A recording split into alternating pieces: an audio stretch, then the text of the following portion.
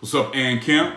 This is Justin Giboney, president of the Ann campaign, and you know what it is. This is another Civic update where we are trying to raise civic literacy among Christians so that as Christians go out and engage in politics and engage in culture, we do it in a way that's informed, that we know what we're talking about. We're not just throwing Bibles at people's heads. We're actually applying our values in a way that's effective, that's fair and influential, because we don't want to create some kind of theocracy or anything like that, but that we're persuading people in the way that was meant for democracy. And so that's why we're trying to raise civic literacy. It's something that the AND campaign is very serious about, because you can't complain if you don't take the time to be informed and to know the process and know the system.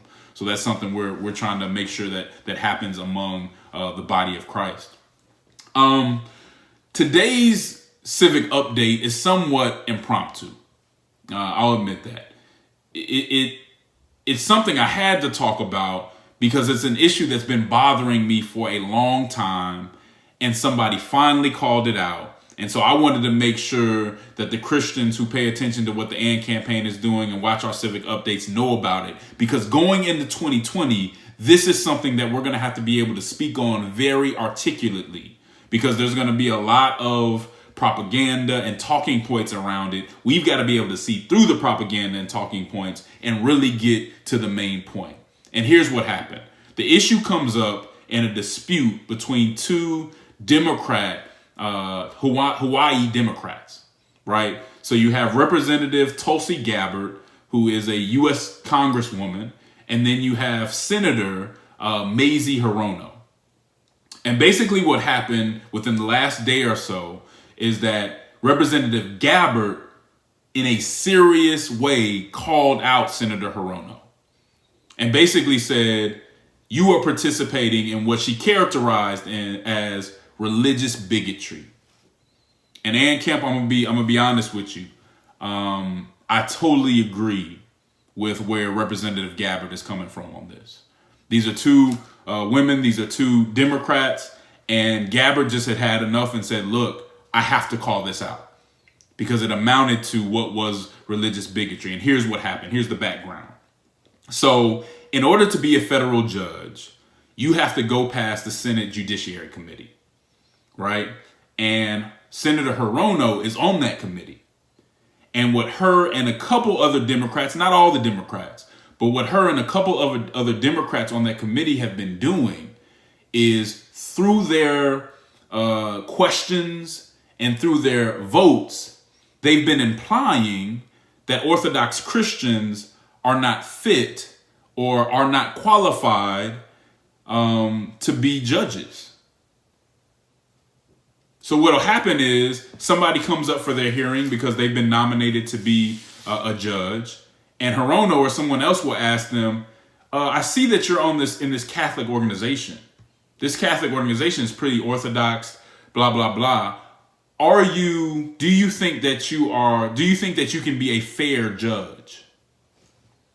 What do my religious beliefs have to do with me being a fair judge? Right? But those are the kind of questions that are being asked. Really what's happening, as I see it, is Hirono and others are carrying the water of some very hard left groups who want to create a different standard. And they're basically saying, unless people are on the far left on social issues, we don't want them there. So these people who are more centered or traditional on social issues, we want to create a standard where we can vote against them. So they've been voting against people just, on that basis, basically, and asking those questions, even if there may be some other reasons, but they've been asking those questions as if it's a standard. Now, this is obviously inappropriate. It's offensive, especially to those of us with more orthodox views, right? But not only that, it's unconstitutional. It's a violation of the First Amendment.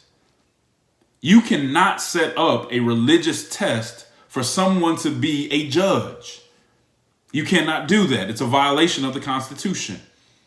And if anybody knows that, the U.S. senators on the Judiciary Committee better know that.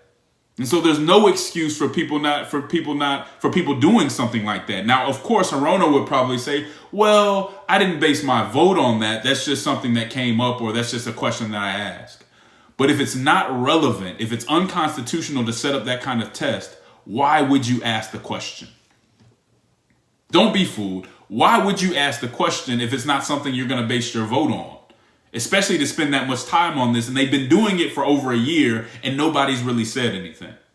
And so it's way past time that somebody say something, and thankfully Representative Gabbard had the courage to say something within the party.